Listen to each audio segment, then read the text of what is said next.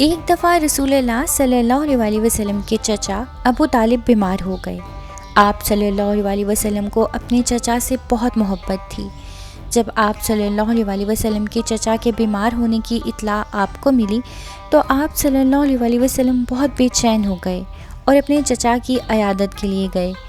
اس وقت آپ صلی اللہ علیہ وسلم کی چچا کی عمر آپ صلی اللہ علیہ وسلم سے 35 برس زیادہ تھی۔ انہوں نے آپ صلی اللہ علیہ وسلم سے کہا، بھتیجے، جس اللہ نے تجھے رسول بنا کر بھیجا ہے اس سے دعا کیوں نہیں کرتے کہ وہ مجھے اچھا کر دے؟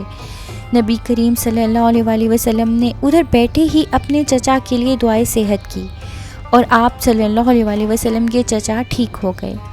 جب آپ صلی اللہ علیہ وسلم کے چچا ٹھیک ہو گئے تو انہوں نے رسول اللہ صلی اللہ علیہ وسلم سے کہا کہ اللہ تیرا کہنا مانتا ہے۔